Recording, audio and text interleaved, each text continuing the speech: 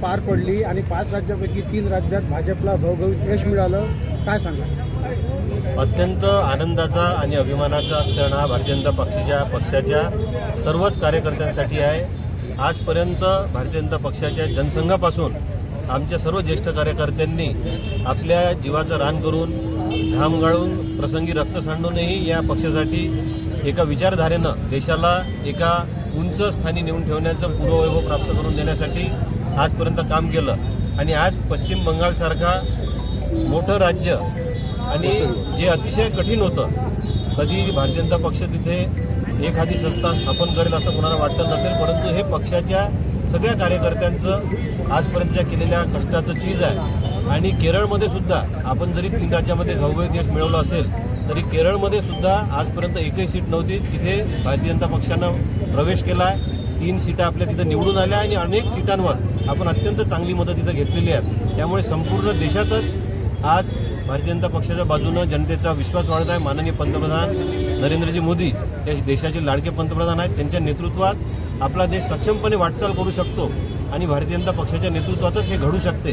हा विश्वास जनतेमध्ये निर्माण करण्यात भारतीय जनता पक्षाचे सर्व कार्यकर्ते नेते यशस्वी झाले आहेत आणि त्यामुळेच हे अत्यंत चांगलं मोठं यश मिळालं असं मला वाटते। अनेक राज्यांमध्ये भारतीय जनता पक्षाचे सगळं प्रवासी कार्यकर्ते होते, त्यांच्या माध्यमातूनही अनेक ठिकाणी चांगलं काम झालं। आपल्या तिथल्या कार्यकर्त्यांनी प्रचंड मेहनत घेतली आणि आपले सर्व ज्येष्ठ नेते, आपले पदाधिकारी, कार्यकर्ते, बूथ प्रमुखांपासून सगळ्यांनी मेहनत घेऊन हा विजय कष्टानं मिळवलेला आहे। त्यामुळे मी सर्व कार्यकर्त्यांचं, सर्व भारतीय जनता पक्षाच्या सर्व नेत्यांचं, पदाधिकाऱ्यांचं मनपूर्वक अभिनंदन करतो। आणि हा विजय ही आता न थांबणारी घोडदौड आहे आणि या देशाची विकासाची घोडदौडसुद्धा कोणी थांबू शकणार नाही। आणि भारतीय जनता पक्षाच्या नेतृत्वात संपूर्ण देश एका वेगळ्या चांगल्या उंचीवर जाईल आणि आपलं पूर्वगत वैभव प्राप्त करून पुन्हा या देशाला, या जगाचं नेतृत्व करणारा देश बनवेल, याबद्दल मला कुठलीही शंका नाही। दादा, प्रचाराकडे सरकार नाही बनलं, सरकार नाही बनलं। केरळ इथं भारतीय जनता पक्षाचे आमदार 3 निवडून आलेले आहेत, त्यामुळे त्यामध्ये आपल्या केरळमधील आपले भारतीय जनता पक्षाचे प्रदेशाध्यक्षसुद्धा निवडून आलेले आहेत।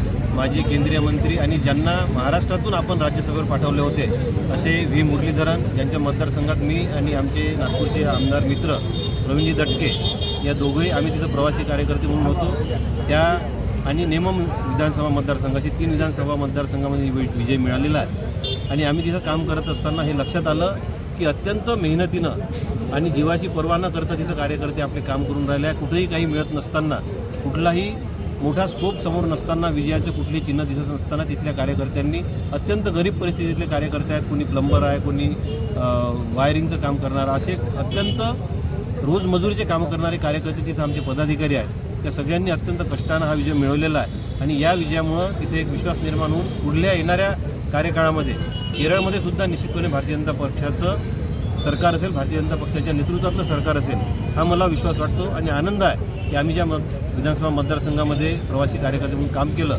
तिथली सीट ही मुरलीधरनजीची निवडून आलेली आहे आणि याचं श्रेय तिथल्या प्रचंड मेहनत करणाऱ्या कार्यकर्त्यांचं आम्ही तिथं पाहिलं की रात्रंदिवस म्हणजे 3-3, 4-4 वाजेपर्यंत जागून आमच्या महिला कार्यकर्ता, पदाधिकारी, तरुण, ज्येष्ठ हे सगळे काम करत होते आणि त्यांच्या या प्रचंड मेहनतीमुळं हे यश त्या केरळमध्ये मिळू शकलं आहे। भविष्यात तिथे भाजप हा चांगला विजय संपादन करेल, हा सुद्धा विश्वास आहे।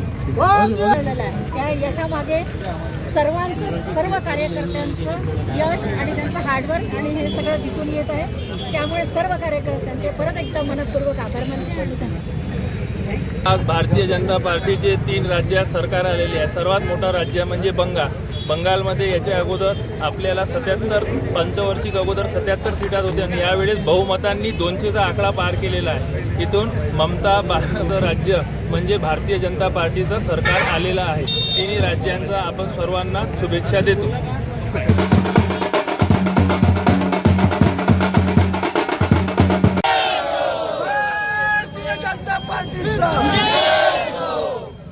एकच वादा, एकच वादा, भारत कमाल,